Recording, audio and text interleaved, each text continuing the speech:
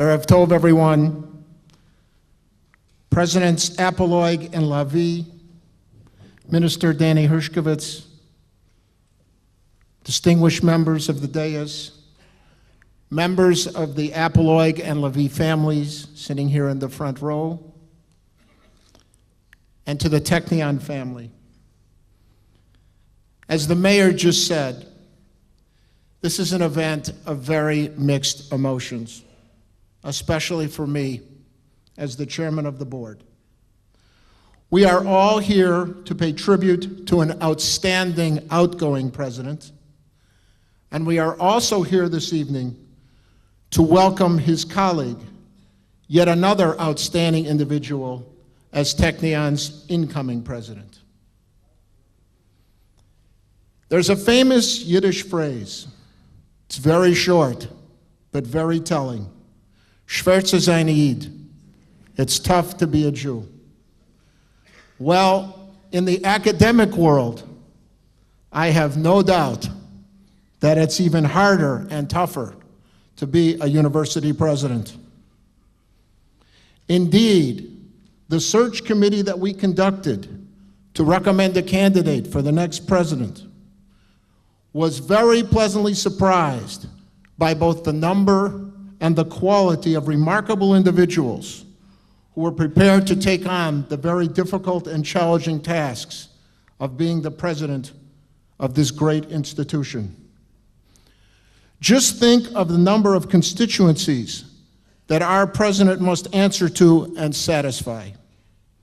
There are the faculty, the administrative staff, their respective unions, the student associations, both undergraduate and graduate, the Board of Governors, donors, societies in Israel and around the world. And of course, how can we leave out the Council of Higher Education, VATAT, and the always present finance ministry officials. And by the way, Danny, they need to be giving us more money, not less. A lot more. And then, of course, there's the media, who often show little patience and certainly very little understanding of what we are about. And just think of all the many various and often conflicting expectations that the various constituencies have for a university president. We look to our president to demonstrate vision, excellent leadership qualities, the ability to function well in a team environment, to manage change successfully. We want our president to possess personal accountability, integrity, consensus building, and excellent communication and fundraising skills. The job description views the president as the university's chief executive officer, leader, cheerleader, and spokesperson, responsible for the institution's development and growth. And at least once a year, we demand that the president make a formal State of the University address to the members of the Board of Governors, and also expect that he or she will keep the faculty and staff aware of developments during the course of the year. In many ways, we insist that the president defy the famous Yiddish axiom that you can't dance at two dances with one tushy. And if this job description is not stressful enough, because of the realities of Israel, a university president in this country has little control of many of the institution's main budget items, such as salary and tuition, as they are determined by the government and are a function of government priorities and political pressures, rather than the university's vision, mission, and needs.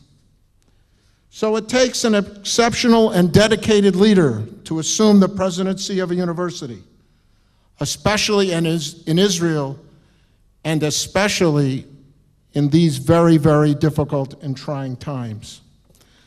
The Technion is blessed that it has produced two such outstanding leaders from amongst its own faculty, Professor Itzhak Apoloig, and Professor Peretz Levi. At our recent June meeting of the Board of Governors, I had the opportunity to pay tribute to Itzhak Apoloig's accomplishments, and the board was privileged to listen to the President's report on his administration's challenges and achievements during his 2 terms as president.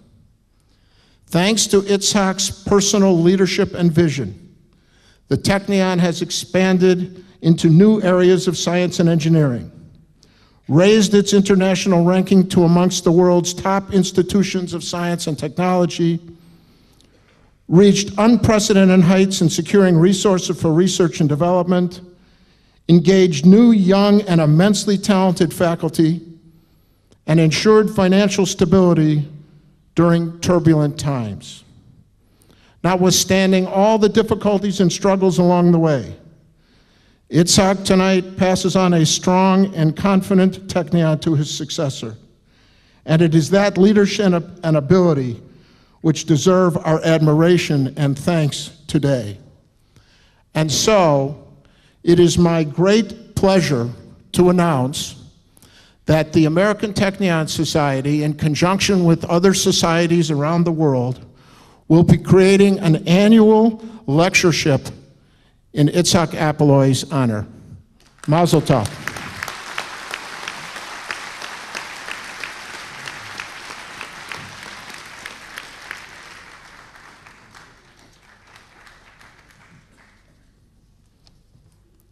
Parents, you don't have a simple act to follow.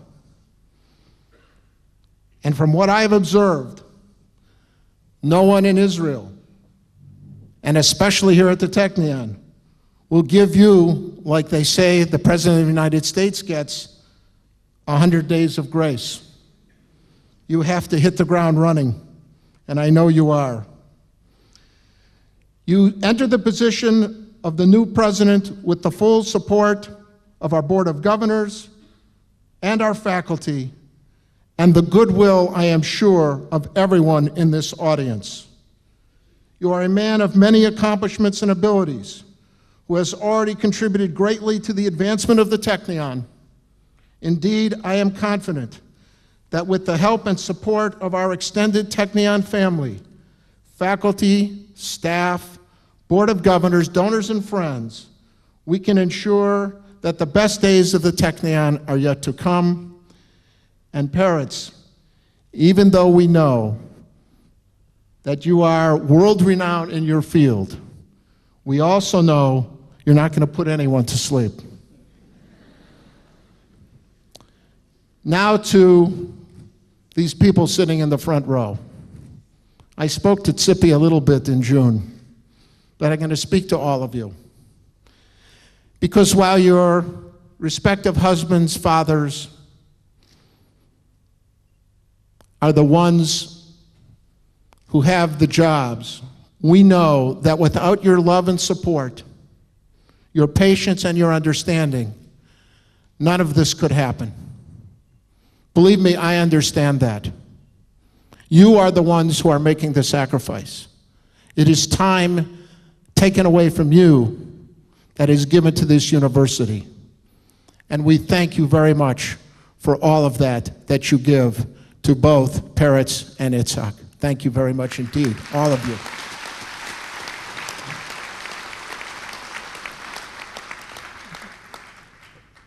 And now, finally, and Danny, please forgive me, but I'm putting on my quasi-rabbinic hat for 1 second. You know, there's an aspect of the university that we don't usually talk about. We talk about all the science, we talk about all the technology, we talk about all the wonderful research that comes out of this incredible institution. But there's something else that comes out as well, and I just want to spend my last moment pointing it out because I think it is so critical. In the Haftorah for Yom Kippur, at least at my synagogue, there is a portion from Isaiah that asks, what is the fast that God desires? And answers, to unlock the fetters of wickedness, untie the cords of the yoke, to let the oppressed go free. And it further goes on to say, and if you do these things, your light shall shine in the darkness. Your gloom shall be like noonday. You shall be like a watered garden, like a spring whose waters do not fail. Men from your midst shall rebuild ancient ruins. You shall restore foundations laid long ago, and you shall be called repair of fallen walls, restore of lanes for habitation. What this passage is saying as much as anything else focuses on the broad concept of Jewish values. And let me tell you that without those Jewish values, along with all of the fantastic science and technology that comes out of this great institution, we would not be as great as we are. The establishment of those values begins at the very top. They emanated from Itzhak. I know they will emanate from Peretz. I wish everyone here a hearty mazel tov on this great event. A Shana Tova. Toda Rabah.